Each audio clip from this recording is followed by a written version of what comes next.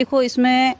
ऐसा है कि अब देखो मेरे पति तो है, या तो आप मीडिया वाले हो, सब वरिष्ठ जन, आप हमें फैसला दे दो। अगर वो मेरे साथ नहीं रहे तो उनको और कहीं भेजना है तो आप बताओ, वहाँ भेज देती हूँ। और रही बात अब निजी काम के लिए, अपना कोई निजी काम है या कोई चुने हुए जनप्रतिनिधि है, एमएलए एमपी या मंत्री से अगर कोई कर्मचारी अधिकारी नहीं मिलता है तो ये भी आप बता दो कि भाई सुनिश्चित कराओगे भाई कोई मंत्री से या एमएलए से कोई कर्मचारी नहीं मिलेगा तो आने वाले समय में आगे हम ध्यान रखेंगे किसी मंत्री या नेताओं से कोई भी कर्मचारी या अधिकारी नहीं मिलेगा। ऐसा कहीं अगर कोई रूल्स में ऐसी कोई बात है तो